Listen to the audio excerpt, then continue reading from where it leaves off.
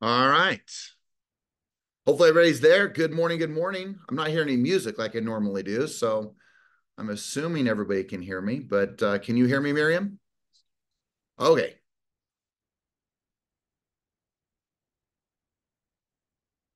All right, guys. Well, we are incredibly excited this morning. And then let's make sure that we get Miss Miriam Oh, Drury. yeah. There we go.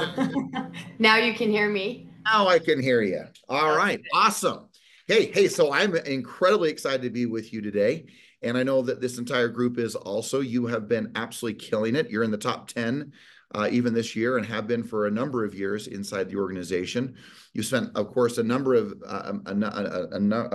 probably, I guess I'm going to say numberless hours or countless hours in regards to things you've done with new construction. You've have multi-state licenses. You've had a history of real estate probably from forever, as I know it.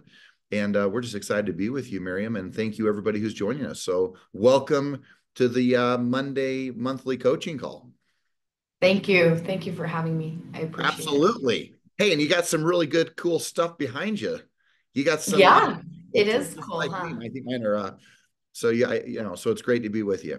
All right. So with that being said, hey, so Miriam, get us up to speed. Just one, how long have you been in the business? And then just give us kind of a I don't know, just a little bit of a one or just a little bit of a synopsis of your history of your career and how long you've been in the business, where your focuses are, and then we'll get into some of the meat and potatoes of just your career and what you focus on today, how you're making money, how you're succeeding, how you've succeeded in the past. But how long have you been in the business? And just give us a little bit of your story of your business.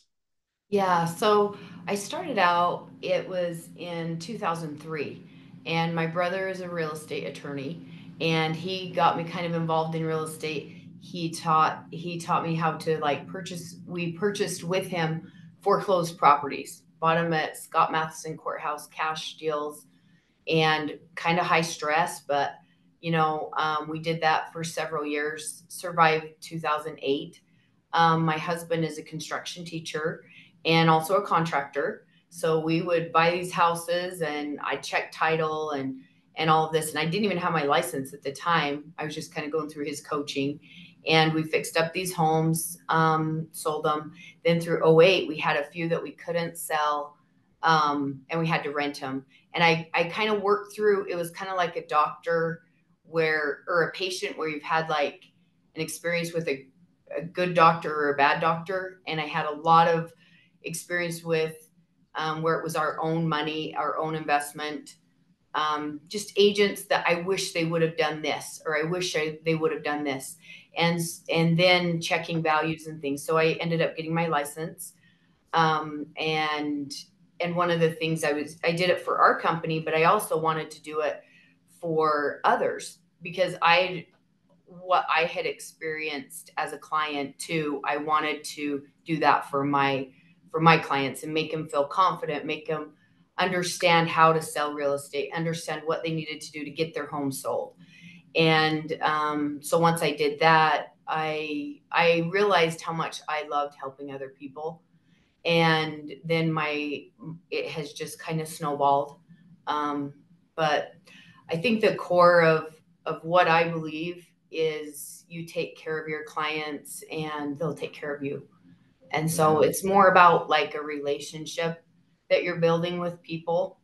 And I truly do feel for them because those years of struggling, trying to resell these flip homes with literally all of our savings tied up in it. And I get how people feel that way and stressed. And so then to be able to help navigate other clients through that, that's been great. So Yeah, that's great. Well, I love it. Well, so obviously you started really, it sounds like, of mhm, course, in the foreclosure process, then the flip process, mhm, then you moved into a lot of the construction process. mhm. Yeah. So So today give us a snapshot of how your business runs. And look, just for perspective, everybody, she's gosh, who knows how well you would know how many years in a row you're earning $500,000+ in this business, even in these rough markets, tougher markets. And as we've moved through the last 3.5 years, which has been a different market of affordability and all the challenges that come along with that, for you, Miriam, give us just a snapshot of how you're running your business today and how you're operating your business today to still sell, well over 20 million plus dollars worth of real estate each year, and to keep it going. And the best part I love about you, Miriam, and this doesn't mean it's bad if people do have large teams and whatnot, but you're consistently making, well over $500,000 or more a year, and it's you, not an entourage of 10 other agents, 5 other agents. It's you. And so I think it's pretty impressive that you've been able to maintain and not get almost one the FOMO of sucked into, well, gosh, I have to build a team. Everybody has a team. Has to be internet leads. Well, yeah, that's one way to do business. That's not a bad way to do business. But there's a lot of ways to do this business and to do it consistently and to do it well. So give us a snapshot of what your business looks like today. I think a lot of, so I started in 2011 and I went with Keller Williams, didn't stay there long, and then I went with Equity. And they didn't really have the resources to help me to continue to do better. I've been a Centurion now 4 times and kind of on track for this year. But a lot of that has come back to the tools that Century 21 has in place. And so if the agents would just really use a lot of the tools that are in there, one of the things that I really love is Zap.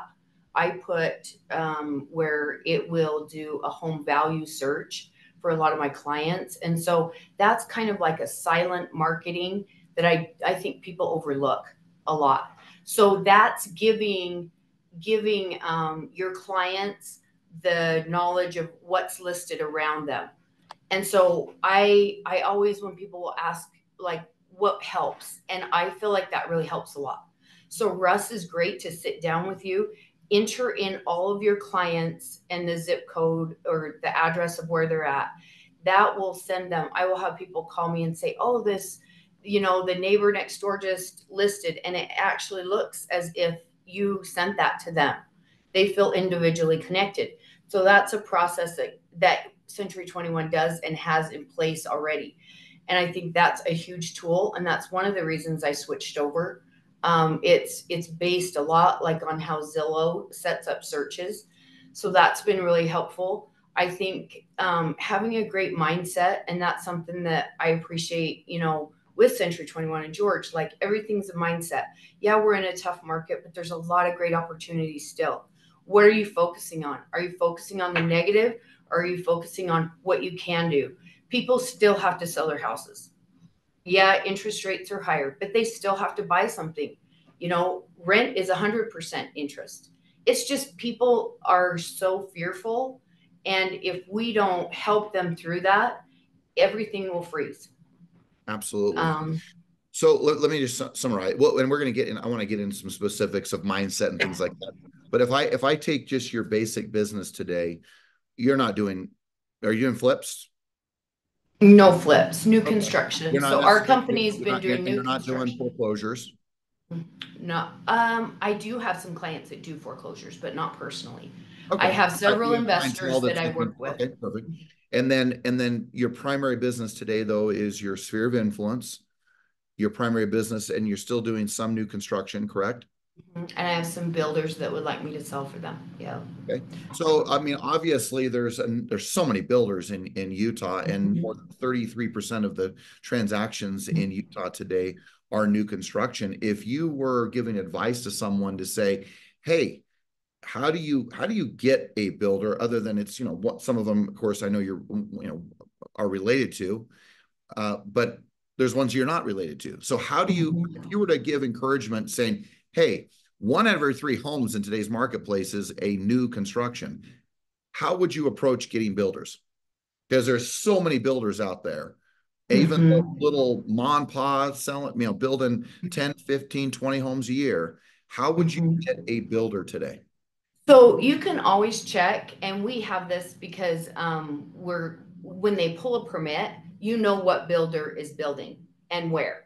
And so you can contact that builder and say, I know I've looked you up. You're a great builder, but are you marketing your property correctly? Are you selling it? Are you getting it staged? Are you selling it for the top value that you could? Because a lot of times builders will be like, I don't want to pay that agent. I've just worked so hard. And I get that. We're the builder that's doing it. I get it. I get what people are saying. But at the end of the day, if you look at the 3% that they're going to pay you versus how much more profit, why don't you do this and this upgrade, and I can get you this before you even build it. So people can look at what builders are pulling permits and where, anywhere.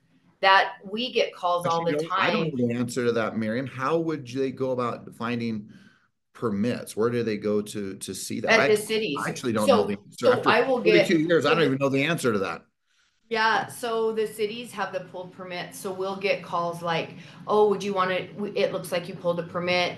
Would you like a bid on roofing or exterior?" All these contractors will have the So phone it's numbers public for record at each one of the cities.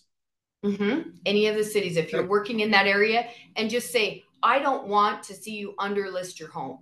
And that is a big thing with people, with builders especially. They work so hard, but you have a brand new home. Why don't you add like a pot filler behind the oven? How much more does that cost you versus what it will bring back? How about a walk-in pantry, with an ice maker? Why don't we add this? Why don't we upgrade this? This is very popular right now. What are the colors that you're using? Do you have a designer? When I sell this, I could stage your home. The thing is agents bring, and this is what I understood once I did flips, once I did new constructions, agents bring so much value to the sellers, to the clients. Your knowledge of how to resell that, you put, throw $1,000 towards, staging or fixing this and this, and you'll get 15,000 more. Let me help you make a better profit. I'm not looking at my commission. I am helping you make more on your home.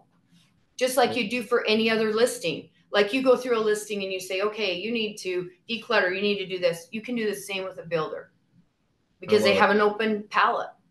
Well, part of what I'm hearing though, right, is there's the mechanical parts of offering them and suggesting to them and giving them good counsel and good advice.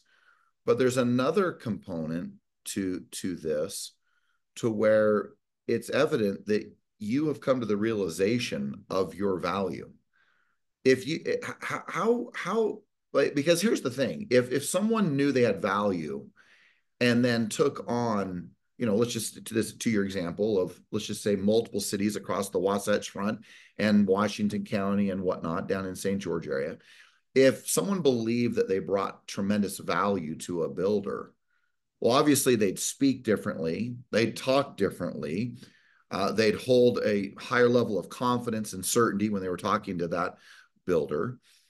For you personally, how or when and where did you come to a level of value for yourself to be able to have these types of conversations? Because, guys, if there was a golden nugget, I mean, there's more homes being built and more permits being pulled. I mean, that is a golden nugget of prospecting that sits in each one of these cities. So, where did you come to the conclusion that you were valuable?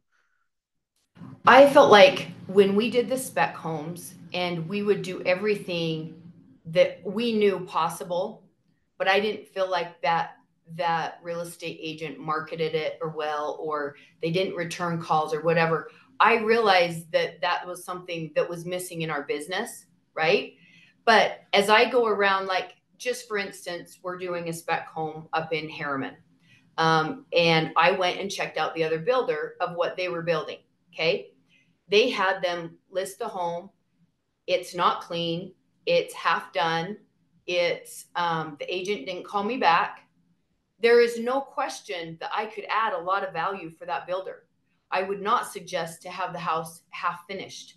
When you open it up on the market and you put it up for people and they don't see that it's completely done, if they have mismatched things in it, if they're not returning calls, there's always that feeling that I know I treat each of my listings as if they were my own. And I guess because I've been the seller or I am the client, I take it way differently. And then I think when other agents are calling builders, what is it that you ask them? What is it that your agent does for you? Do they Right. walk through? So, like the builders that I'm working with, I go through and I walk through the homes at four-way. I think it'd be great to put a light in here. I think it would be great if you did this. And I don't ever leave them alone the whole time. I help them through the whole process. And so that is a huge amount of value to them. And if you find that most builders like the same colors, but that isn't the most popular, it doesn't cost them any different to put one color on the wall versus another one. Does that help them sell it? Absolutely. Do you know what the new trends are? Let me help you. And once you can take that work off their plate, they appreciate you. You're creating value for them. I love that. I like that. It's really good. Okay, so you've mentioned mindset, right? And I'm very appreciative. Thank you for the kind words in regards to C21 and Everest or whatnot. But in relationship to your own personal beliefs, mindsets, confidences, if you were to say there's two or three things that you do to just either raise your confidence and belief levels and your mindset, or even just to maintain a solid mindset, what are two or three things you're eliminating, not doing, won't do, or what are things that you're also adding into the repertoire of your success in regards to your belief in yourself? Because look, making a $500,000+ a year in today's market, I mean, puts you in the top 1% of all real estate agents in the nation for success. So it's not just luck that you have the income you have. It's not just by chance that you have the income you have. And I realize there's other pieces, skill sets and disciplines and whatnot. But what are two or three things that either you're eliminating or that you're doing that are keeping you, above the mark in regards to your personal beliefs, confidence, mindset, whatever that mental piece, what gets you and keeps you on track or takes you to another level? I think one of the things that and I stop myself because I naturally have a tendency to be pessimistic or worry. That is just something I have. My husband's really good at being very, very positive. I always tease him though that the dangers of positive thinking. There's like some book out there that says that. And he always keeps a very, very positive mindset. And I think that has been really, really good for me. And I work on it myself. It's not something that comes natural to me, but his positive mindset helps me a lot. All And right. I So also I want to catch, summarize. Miriam, I want to summarize. So basically, ensuring the fact that you spend time with the right people. So Mhm. you're fortunate enough to have a husband, right, that is incredibly positive. So what I'm hearing, and if I'm talking to the rest of the group, I would challenge, who are you spending your time with? Yeah. Because who you spend your time with will have a profound impact on whether or not you're positive or not, right? And granted, it doesn't, just because we have a positive attitude doesn't mean that there aren't difficult moments that come into our lives. It's the example, Miriam, I've always given, and because I heard it years ago, was from Jim Rohn, and then Jim Rohn took it, did it, and then Tony Robbins took it from him. But it's basically, if you were a gardener and you just kept, saying to yourself, there are no weeds, there are no weeds, there are no weeds in my garden, there are no weeds, there are no weeds. And you walk back out into your garden, and of course, what is there? Weeds. So part of the nurturing and the caring of our mindset doesn't have anything to do with the fact that there aren't challenges and problems that you have to deal with. It's just that we deal with the problems and the challenges and the weeds, if you would say, in our lives better when we are in a positive and strong mindset. So the first thing, and again, I want to go back to what you're saying because I want the other two or three more things, but I'm hearing spend time with the right people. And I think sometimes we think we're so tough and so strong. Oh, it doesn't matter. I'm who I'm going to spend my time with. And Oh, it totally does. Yeah. absurd. Look at teenagers. You get a teenager to spend time with the wrong teenager, all of a sudden their life goes completely sideways and crazy. So just as a reminder, don't underestimate the magnitude of importance of spending time with the right people. And again, what a great blessing in your life that you have a husband Yeah. who's positive. But that's not always the case, that we even have a spouse that's positive, or that we have our friends that are positive. So be really aware of who we're spending our time with. You really do have to protect your. This is the one thing that I loved coming to Century 21 is I never really had much coaching in a mindset before. My brokerage before, like equity, just do everything on my own, and I was so burned out. I almost like was to the point of I hated real estate, and my daughter's like, "You've always loved this. What's wrong?" And I did. I just got burned out with all the negativity. What, you're not worth that much, why would you charge me that much, how much value do you bring? And you have to protect the negativity. And I think one of the things that I've learned in doing the spec homes and doing the flips is that every listing that you ever take is going to be tough, no matter what, whether it's this or that, but you find a way to sell it. Okay. So maybe your location isn't there. Figure out what your strengths are and what your weaknesses are. But there's always in your listings or even in your sphere of you've got to get people out of that negative thought. Like I know some builders are like, I'm not even going to build right now. The market isn't good enough to build right now. Oh, I'm sorry, you're not going to make 200,000, but maybe you could make 150,000 or 100,000, or you can make zero, right? So the negativity of I'm not going to buy right now because interest rates are at 7% or higher. Okay, then pay rent and pay 100% in interest. You know, that negativity of people around you that are negative, all that's going to do is stop you from progressing. And so when you hear that negativity, you just have to let it go right past you and focus on those who are still improving. And the people who are improving and doing well in this kind of market are the ones that are going to be the most successful. Yeah, And there's always a positive of everything. You might have, I could tell you multiple listings that are hard. Yes, this one's really high priced. It's really small, but it's in a great area. What am I going to market? The area, the view, the whatever. I just took a listing in Olympus Cove. Incredible views, but it's a smaller home. People think it's not worth the price per square foot. Oh, it is, because you're going to focus on the most positive. So you don't just focus on the most positive for your own mental strength, but also when you do your work, what is the most positive thing that this listing has? And I'm going to make the best of it. I love And it. this seller is difficult to deal with, but what are their strengths? They actually are really honest with me, even though they yell a lot, right? Hey, they're honest with me. I know how they feel, right? And so you don't like, it's a positive mindset, but in all different situations. And there's always a good in every situation. You just have to find it.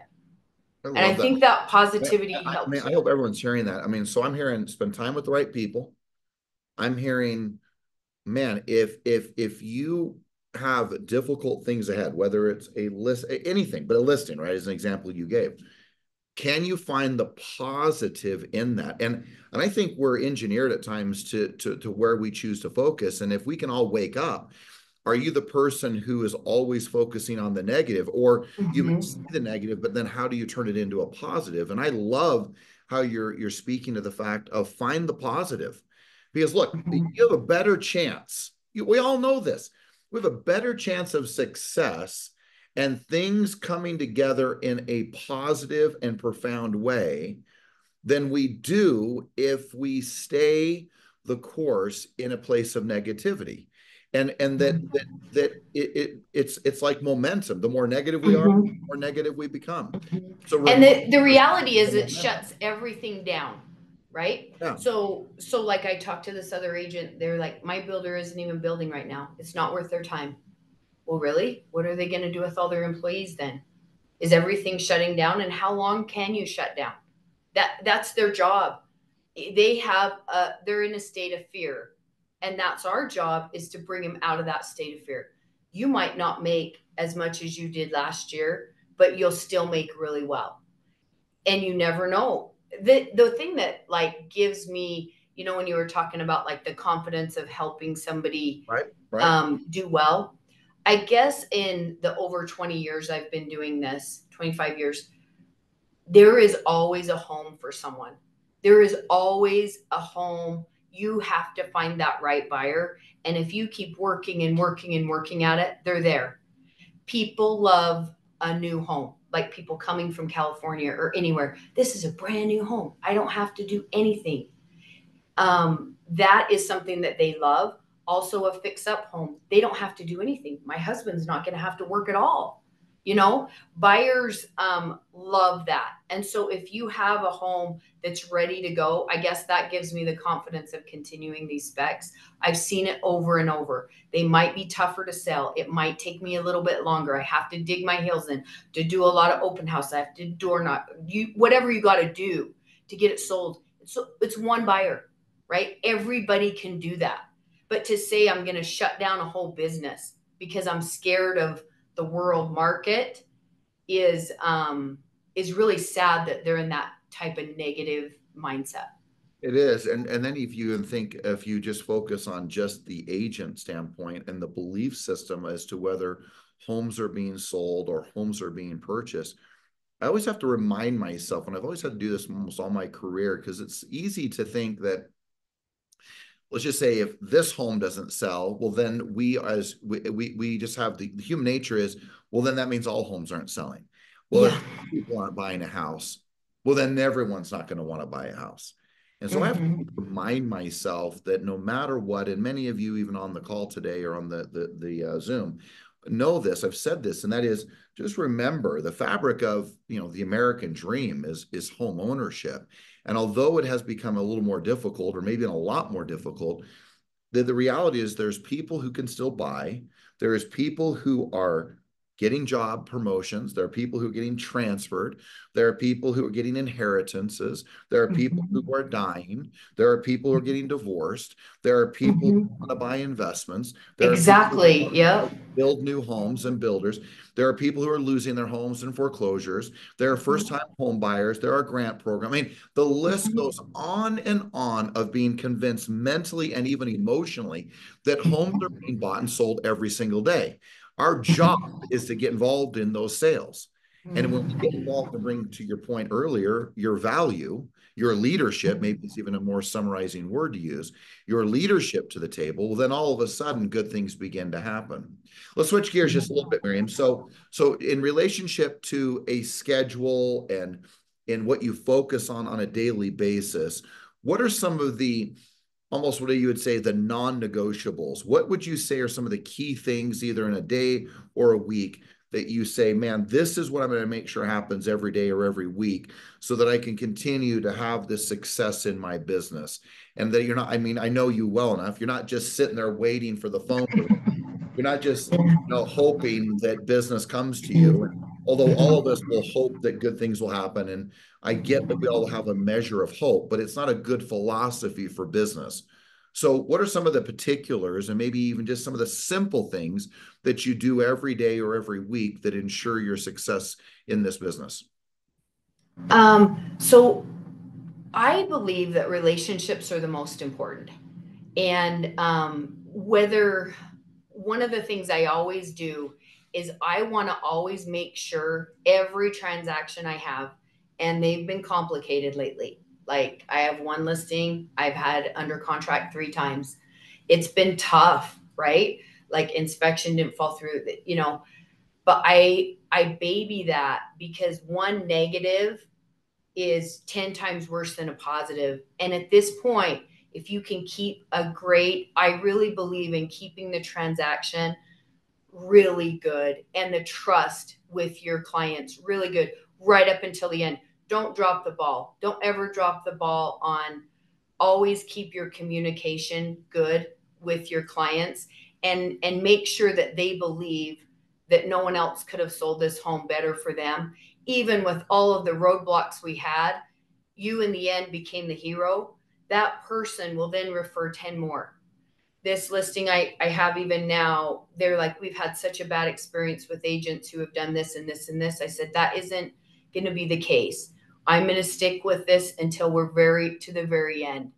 And so I always make every transaction I'm in of utmost importance. After that, I try to focus on other relationships that I have that I know that they're transitioning.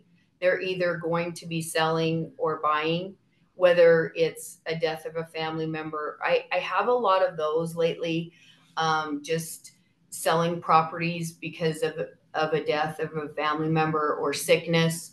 Or there's always, like you said, divorce, you sometimes only get 50-50 out of them, but sometimes you get, I tease my kids that could be a return, double your clients there. But Right, there's right. always different changes in their life. And so I do think that sometimes agents overlook a current transaction. Like they say, okay, I got the listing and I'm sure it will just sell. No, it's not going to sell unless you babysit that and get it under contract. Not only do you have to get it under contract, you have to get through inspection and get it sold. So it's not just about taking the listing, it's making sure that everything works well to where that person will then refer you. And you'll get a call on the phone.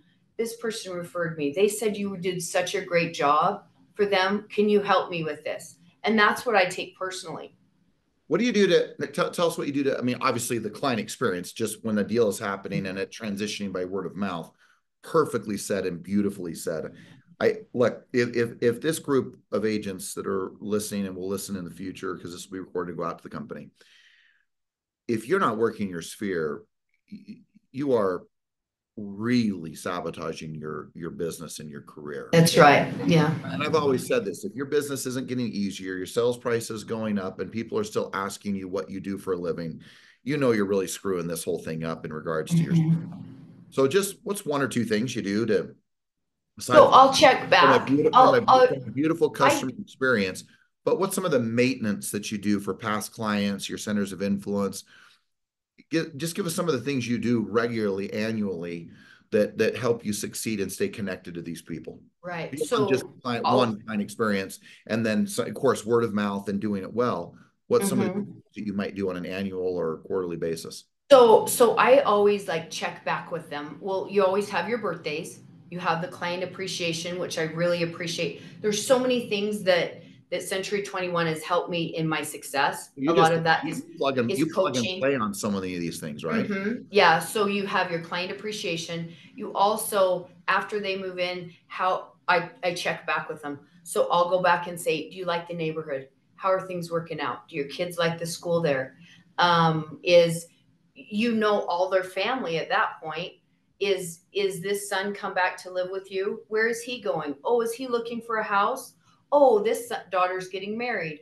Oh, really? Where are they going to school? And I don't do it like as a fake. I genuinely So care. you Like, genuinely create because depth in the relationship. we have just worked through the hardest moment of their life. And I genuinely want to see how they're doing. This last client just bought their home and they found out they're pregnant for the first time. I want to check in. How's that pregnancy going?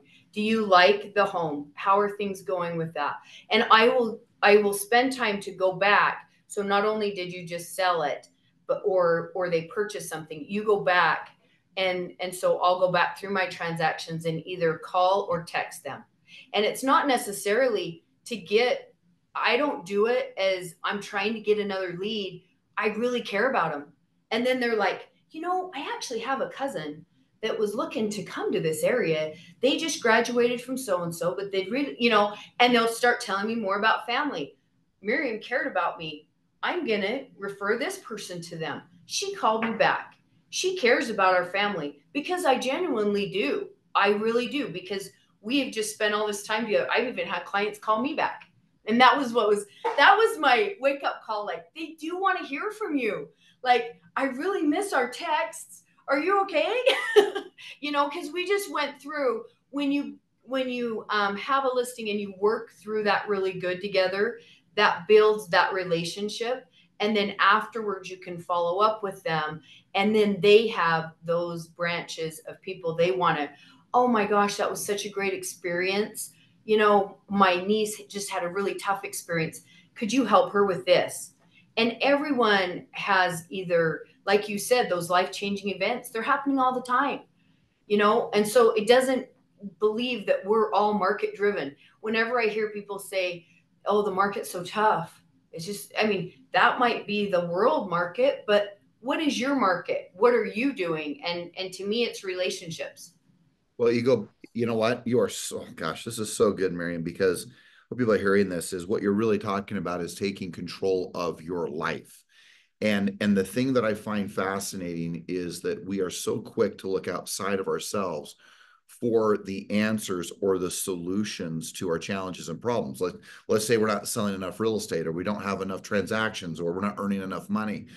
What is it that you could do personally to fix that? Versus what we often do is we will look at tough markets, tough sales, too much inventory, too little inventory, not the right program, wrong interest rate, the president, the governors, the But politicians. they're just all excuses, Exactly. right? So the It's thing it's, that it's an excuse because you're not taking control of your business, Correct. And if you right? control what you can, which is even basic things, when you wake up, who you call, the conversations that you just went into and said, man, there's depth to these relationships. Look, if guys, I just would challenge anybody that if they want to have a closer and deeper relationship with another individual, the only way you do that is you have to slow down. And sometimes we Mm-hmm. are so quick and speedy in our lives Mm-hmm. that we forget that to create Mm-hmm. depth of relationship, depth with your sphere, depth with the people who will send you business, you have to slow down. And when you say they really believe me when I'm asking about their kid, or I'm asking about Yeah. their dreams, or I'm asking about their goals, or I'm asking about their challenges, if Mm-hmm. people really know that you are sincerely concerned or you care, to your very point, then they say, man, if they care about me this much, how will they care about my potential, my daughter, my sister, or my friend who now Miriam gets Mm-hmm. to take care of? So just Yeah. don't underestimate what Miriam is saying, that sincerity and slowing down, Mm-hmm. creating depth is so Mm-hmm. critical. And look, it's easy. Actually, I want to say one thing on this. It's easy to look back in our lives when we have slowed down because they are meaningful moments. And can you make the phone calls to your clients meaningful? Mm-hmm. And one of the things too is to Meaningful if you listen slow to down. them, is to listen to them, Yes. right? Well, you have to slow and down and to listen. that is part of slowing down, but to listen to them. Like even just yesterday I had a client who just vented, and I know that they just need to vent. I don't take it personal, and at the end I'm like, how are we going to work through this? And they were so appreciative. And sometimes we just need to be there for them and let them listen, and then we can create a solution for them. But a lot of people need to be heard and remembered, and it means more than you would ever believe, Yeah. you know and that's our job. Few more questions, and then I want to get your final moments as we're getting close to the 45 minutes and whatnot. But let me just ask this. Like, look, I always get a chuckle when an agent comes and says, I'm called all the time. I'm being recruited all the time, and I'm thinking, well, of course you are. Well, first and foremost, there's no organization in the sense of at least the office you're in, Miriam, that sells more listings in the state of Utah than us. We may not have we're not the leader in volume, but we are the leader in transaction count in regards to listings sold.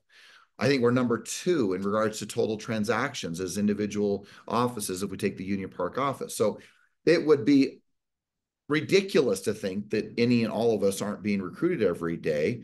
I'm even being recruited, as crazy as that may sound, to being CEO of other companies. So the reality is just that there's a reason we're all being recruited, is because we're so good at what we do. So here's my question. You've certainly chimed in a little bit, but if you were to just to summarize why you are at Century 21, why do you stay here and we all are together? What is it that keeps you here? What is it, and why do you champion the cause of what we're all doing? What would you say to that? Because like the misnomer of thinking an agent is the only one being recruited. Yes, you're all special. You're all great. You all are part of something extraordinary. Why are you here? I think the main reason I love it so much, and I've also been a lot more successful here, is what you bring to it, which is the mindset. And I think that people, you can go anywhere and you don't have that positive mindset. And I also have the first brokerage I went to, he was a used car salesman. He told us how it's basically how you pressure people. What are their pressure points? What are this? What are that? What I love about Century 21 is that it's everything that I believe, which is the client. It is taking care of the client and it is relationships. And so as brokers, even what you do is what I do for my clients too. You care about me. You say, what can I do to help you? I think you need a transaction coordinator. I think you need more help. How could I help you with Idaho? How could I help you be more successful? So the brokers here at Century 21 are doing what I believe I try to do to my clients too. How do I help them? And also, when I meet with the brokers, there's multiple brokers here. There's George, there's Russ, there's John Syed. I've met with all of them. They all have different specialties. Most brokerages have one broker. I know I can go to them. Is it a compliance issue? Oh, I can go to Russ for that. Is it a coaching thing? Is it what is it that I need? And I know that they're all there to help me. And who has a team like that that they can go to? And if you go out on your own, you'll realize you don't have any of that. You don't have that help or that support The that whole you area, have here. you see one broker for, like, let's just even say 1,000 agents, and they call Mm-hmm. it efficiency. And the reality is it is these types of organizations like ours that are training agents Mm-hmm. actually how to do real estate. Mm-hmm. They're not even in our company. It is Right. to And watch. so everything that I believe when I came here it was just like I had found kind of the home of how I wanted to do my business. And Love so it. if I'm struggling with something, I have someone I can go to help with that. And I love the professionalism of it. Somebody said early on, and it really made an impact on me. How you show up is how they will treat you. If you Yep. show up as a professional, they'll treat you as a professional. You show up in your sweats, that's what you'll get. You show Yep. up as a discount brokerage, that's what you're asking for. And so I really love the professionalism, but also the caring, because I feel like I'm being taken care of here as I would take care of my clients. Awesome. I love that, Miriam. Thank you. Those are very kind words. And I know we don't do all of it perfectly, but I'll tell you one thing. You've got a group of people that you know are dedicated to you and to the body of agents that are It's here. the feeling of they care about me and they ask, how am I doing personally? And that means a lot to me. And I think that if there's any agents out there that are struggling, if you go back and you go to your sphere and you consciously call those people and say, how are you doing? How's your house? How's this? And you genuinely care about them, oh, come back around. How can, I'm thinking of moving. My house is a little too small. How could I help you with this? And you go through that spirit every day, even if you're like dead in the water and you don't have anything going, you can go through your spirit. You can go through your addresses. You can put them all into Zap. And all of a sudden they'll be like, wow, I didn't even know they were very busy. But they just sent me this house next door. She must be pretty busy to send me that. That's something somebody dead in the water can do today. And Yeah. then the ones who haven't have them in process, you go back and check in on them after the fact and keep working that. I don't know. That's No, I think what it's I great. do. Well, and one, I want to thank you. I know that you've had a few experiences. I just want to close with this, and I want your final thoughts. But let me just say this. I sent out last week a announcement, or maybe it's coming out today. I can't remember, but our official merger of Inspiro, our financial mortgage company, right? Inspiro Financial to uh, align with Cross Country Mortgage. And this is a big deal for us to move back into the mortgage banking world where everything really does become just a little bit easier. And one of the big unique things that I found with this experience so far in this transition of this merger is, one, still and foremost, first place, I still have the controls of rates, programs, and process. And one of the things I've really appreciated about what we're going to be doing is it's opening up the doors for even just better lending practices, in fairness, whether it's going to sound like whether it's credits, that we give at closing when we need to, because in the broker world, it's very challenging to do that. Whether it's better underwriting processes because we're with selected groups and the same underwriters over and over again, whether it's we want to expand to non-qualified mortgage type of programs beyond Fannie Mae and Freddie Mac and government loans. I mean, reverse mortgages, you name it, we can do it. So one of the things I'm really excited about is I believe we're going to begin to even give a greater experience to the client, even a better experience for the loan office, for the loan officer. And then, of course, where we have so many agents that we serve within our lending, is making sure that the experience for the agent is even better. But I just wanted to get your perspective. I know that you transitioned and tested the waters through Inspiro and now cross country and working with Bob Voller and a number of our LOs. Just if you could just get what Yeah. experience of Yeah, that, I think that you and then I always want have that feeling your like final I thoughts have for that everybody. loan officer that I always go to, right? Everybody has that one loan officer. And so I kind of had that for a while, and I really transitioned to work with Bob. And I'd actually known Bob for about 10 or 12 years. He'd worked on with a different loan officer, but I kind of transitioned to that, and it worked so well because with Century 21 and Inspiro, for one, they can do marketing. They can tell, with your flyers, these are the loan programs we have. Bob's great to answer questions. We have our own in-house lending. And so part of making a great transaction is the lending side. So you have it like all in one. And I love that Century 21 is going that route because you're making it easier for us to have a great experience. Look, this person can close in 15 days, 20 days. We'll have this all wrapped up, right? And that's what they want, is a great experience. So in adding the lending to it, on top of it, Bob also did like a video of one of my listings, like me doing a tour for it. And that was really helpful. He came out to my open houses.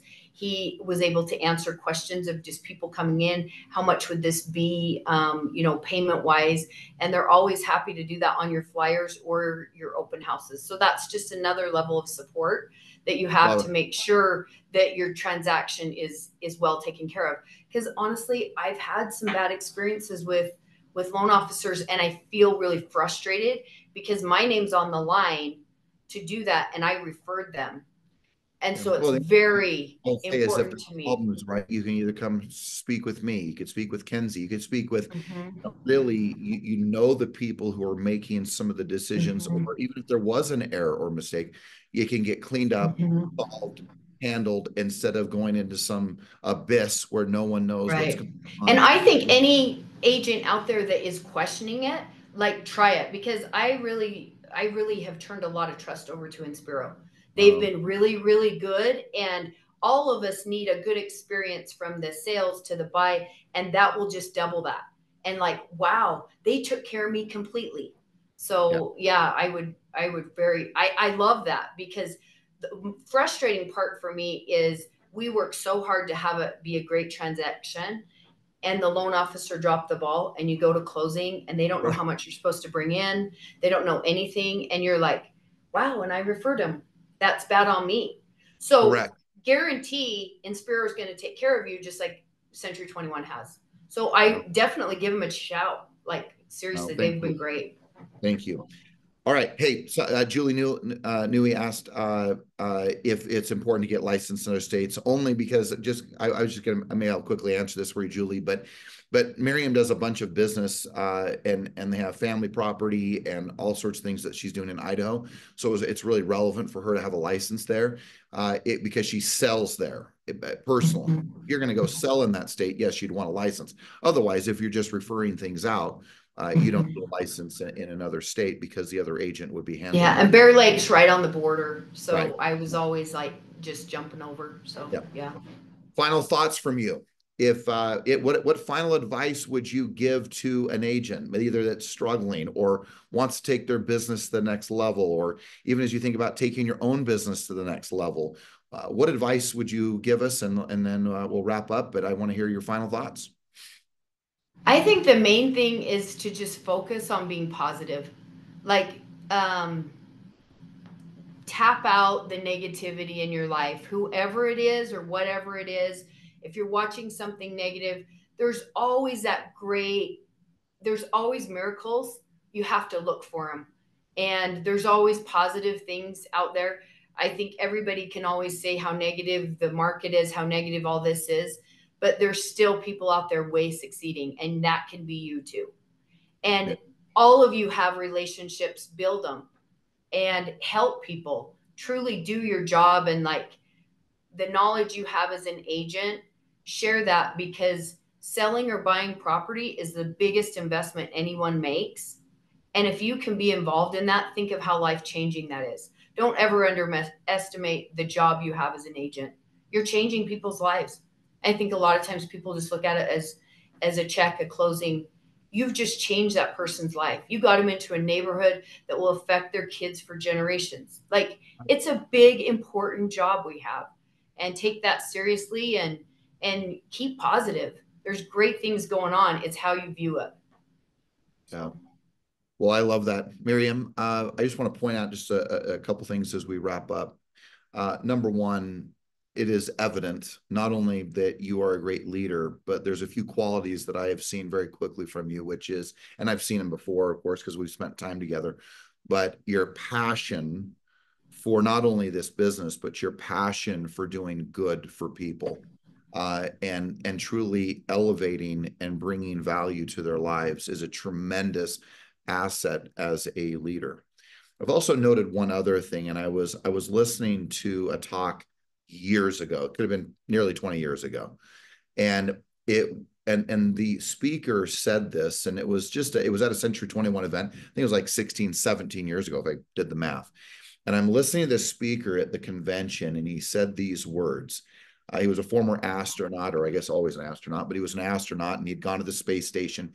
And he said these words. He said, "When you are basking in the fount or at the fountain of, or in the fountain of all your success," he said, "do not forget who helped you build the well." And one of the things that I have always appreciated about you as a leader and someone who has had tremendous success and will continue to have tremendous success is your intense level of gratitude for the people around you. Don't ever, one, lose that. And number two, boy, if you don't have a lot of gratitude, there's no one who got to the top alone. There's no one who didn't yeah. help. As we're all basking in our successes and the things that we've had, no one ever got there alone. And I love the fact that you continue to stay grateful. And we all know this, that sometimes when people get more money or more success, it makes them more of what they are. And one of the things that I have noted and appreciated in you, and so many, not only on this call, but within our company, who have become even more grateful, more of an influence and an impact for good in this world because they've had success and they have money to be able to do things. Reminding every one of you that to be a real force in this world, to be able to bless lives, to serve at the highest level, have the time, the energy, effort, and the resources, it will take a lot of real estate sold. So if there's anything I could advocate for anybody, if you really want to live your dreams, make sure you create the disciplines, the mindset, and the skill sets necessary to go do so. So again, thank you so much, Yeah. Miriam, for everything you do Thank you. for the organization, but who you are as an agent, your professionalism, your leadership, and the presence that you offer to so many. And I know that you'd be willing to help anyone who comes into your world. And Absolutely. Yeah. if anyone on this call want to reach out to you and get some further advice, Yeah, reach out anytime. And I think if you have, maybe sometimes you don't, realize how spoiled you are. You have so many resources here at Century 21 that maybe you're a little bit spoiled, right. but it will help you if you do all of it, if you use all of the things they have set up. This is set up for our success together. And Yeah. if you use all these tools, you'll find success. And I'm super grateful for how George has set up this whole company. It's really an awesome miracle for all of us. And if you just implement all of these things, you'd all be super successful in doing that. So, Yeah. Thank you. Well, as I say, there's plenty of resources, but we have to be resourceful. Uh, yep, yep. resources. So, And Miriam, have the mindset that you can do it too. You bet. All right, let's have a great month. By the way, if you didn't know this, we sold 238 homes last year, or last month, I should say. And that is one of the best months that the organization has had in nearly 2 years. So there are some Awesome. really cool things happening. As we all know, rates, if you didn't know, rates really were very well adjusted last week in the most positive of way. And there's some really good things ahead. So keep working hard, do the work, and let's keep kicking butt and taking names. Here we go, guys. Have a great month. Thank you. Thank you, Miriam.